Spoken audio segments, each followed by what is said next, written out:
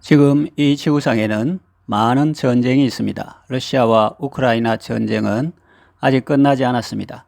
미국, 이스라엘과 이란의 전쟁도 끝나지 않았습니다.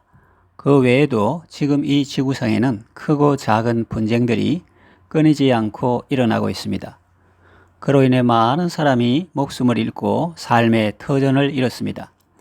전쟁 당사국이 아니라도 전쟁의 피해는 온 세계 사람들이 다 겪고 있습니다. 세계 각국은 고립된 것이 아니라 서로 연결되어 있기에 그들의 어려움은 그들만의 어려움이 아니라 우리 모두의 어려움으로 체감되는 것입니다. 유가 상승은 물가 상승으로 이어져 삶의 전반이 팍팍해졌습니다. 이런 전쟁과 죽음과 재난이 가득한 세상 속에서 하나님은 오늘도 말씀을 통해서 우리에게 소망을 주시고 생명을 주십니다. 하나님께서 우리를 살리시고 하나님께서 우리 가정을 살리시고 하나님께서 우리 교회를 살리신다는 복된 소식을 들려주십니다. 부활 승천하신 예수님이 우리에게 약속한 성령님을 보내주셨습니다. 성령님은 생명이요 생명 주는 영입니다. 우리를 살리고 교회를 건강하게 하고 생동감이 넘치게 만드는 분이시죠. 자, 그렇다면 이제부터 성령님은 어떻게 우리를 살리시는지 살펴보면서 함께 은혜를 받겠습니다. 성령님은 어떻게 우리를 살리십니까? 첫째로 예배하게 하십니다. 성도에게 있어서 예배는 인체의 심장과 같습니다. 건강한 사람은 심장 박동이 규칙적이고 안정적입니다.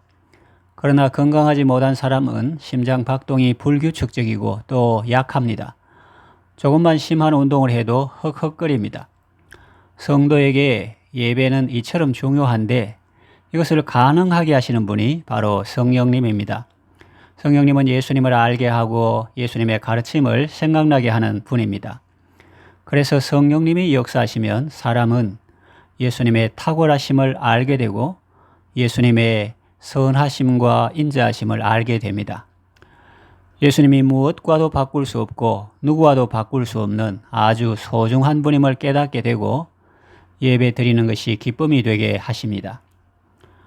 여러분 그렇지 않겠습니까? 사람도 아름답고 친절하고 겸손하고 좋은 사람은 가까이 하고 싶고 함께 지내고 싶죠.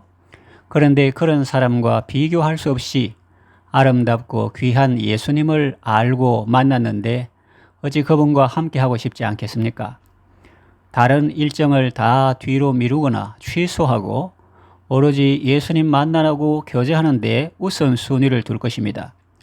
이것은 누가 시켜서가 아니라 마음속에서 우러나오는 자연스러운 행동입니다. 왜냐하면 예수님이 얼마나 좋은 분이신지 얼마나 귀한 분이신지 알기 때문입니다. 다른 일정을 미루거나 취소해서 받게 될 불이익이나 손해가 있다고 할지라도 그것을 상쇄하고도 남음이 있는 탁월한 분이시기 때문입니다.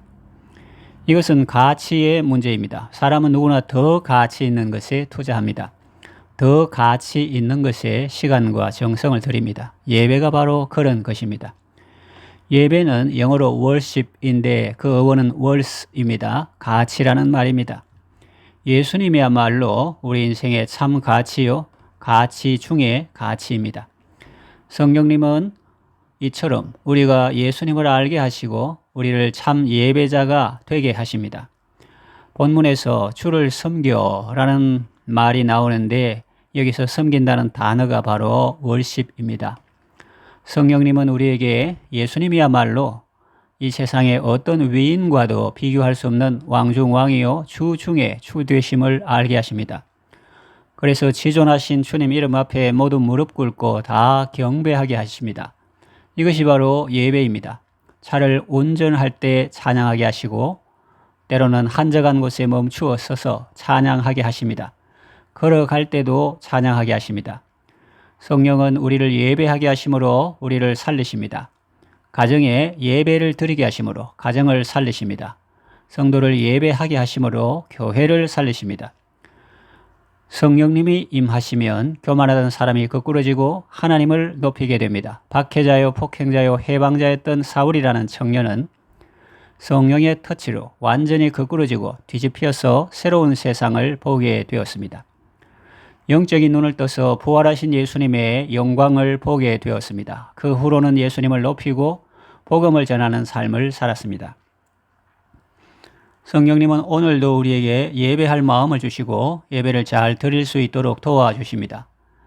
예배가 살면 모든 것이 살게 됩니다. 성령 충만으로 뜨겁게 예배하는 성도가 되시기를 바랍니다. 둘째로 기도하게 하십니다. 성령은 기도의 영이십니다. 성령님은 사람들에게 기도할 마음을 주시고 때로는 금식하며 집중해서 기도하게 하십니다. 성령님은 교회를 살리실 때 먼저 성도들의 마음에 기도의 의욕을 불어넣으십니다. 그래서 기도의 자리로 인도하십니다. 새벽에 기도하게 하시고 낮에도 기도하게 하시고 밤에도 기도하게 하십니다. 놀라운 사실은 성령님 자신도 기도하신다는 것입니다. 성령님은 말할 수 없는 탄식으로 친히 우리를 위해서 간구하십니다. 사도행전은 별명이 성령행전이요 또 기도행전입니다. 기도할 때 하나님께서 우리의 마음과 생각을 지켜주시고 지혜를 주시며 문제를 해결해 주시고 천하보다 귀한 영혼을 보내주십니다. 주님의 부요하심을 알고 주님의 권능을 알기에 자꾸 간구하게 되는 것입니다. 기도의 사람으로 알려진 뮬러는 어린 시절 참 나쁜 사람이었습니다. 10세가 되기 전부터 상습적으로 아버지의 돈을 훔쳤습니다. 14세 때 어머니가 돌아가시던 날에도 술에 만취해서 도박을 즐겼습니다. 16세 때 호텔 숙박비를 떼어먹고 도망치다 붙잡혀 한 달간 철창 신세를 졌습니다. 그러던 그가 20세의 어느 날 친구와 함께 기도회에 참석한 뒤에 아주 변화되었습니다. 그 모임에서 그는 사람들이 자기가 잘 모르는 어떤 기쁨으로 충만하다는 사실을 깨달았습니다. 그는 그 모임에서 무릎을 꿇고 기도하는 사람을 생전 처음 보고 그 모습에 깊은 인상을 받았습니다. 그리고 카이저라는 사람이 기도하는 동안 속으로 생각했습니다. 나는 저 사람보다 유식해. 그런데 왜 저 사람처럼 기도하지 못하는 것일까? 모임이 끝났을 때 뮬러는 이유를 알 수 없는 행복과 만족감을 느꼈습니다. 이전에 세상의 쾌락을 쫓으며 맛보았던 즐거움은 기도의 동안에 느꼈던 기쁨과 비교가 되지 않았습니다. 하나님께서 그의 심령 안에서 은혜의 역사를 시작하신 것이었습니다. 그날 저녁은 그의 인생의 전환점이 되었습니다. 그날 이후 그는 기도의 삶을 살았습니다. 오늘날 그는 고아의 아버지로 불립니다. 그는 평생 하나님의 신실하심을 체험하며 간증하는 삶을 살았습니다. 오늘도 성령님은 사람들을 기도의 자리로 인도하십니다. 그래서 그 인생을 복되게 하시고 그를 통하여 교회와 세상을 복되게 하십니다. 성령으로 기도하고 성령 안에서 기도하고 성령과 함께 기도하는 성도가 되시기를 바랍니다. 셋째로 말씀을 주십니다. 안디옥 교회는 기도할 때 성령의 음성을 들었습니다. 모든 것을 아시는 지혜로우신 성령님은 안디옥 교회가 나아갈 길과 해야 할 일을 가르쳐 주셨습니다. 쉽게 말하면 바나바와 바울을 선교사로 파송하라는 것이었습니다. 그것은 안디옥 교회로서는 선뜻 받아들이기 어려운 말씀이었습니다. 그러나 교회는 믿음으로 그 말씀에 순종했습니다. 결과적으로 안디옥 교회는 복된 교회가 되었습니다. 성령님은 말씀을 주셔서 안디옥 교회를 살게 했습니다. 성령은 오늘도 우리를 살리는 말씀, 교회를 살리는 말씀을 끊임없이 우리에게 주십니다. 회개하여 처음 행위를 가지라. 내가 죽도록 충성하라.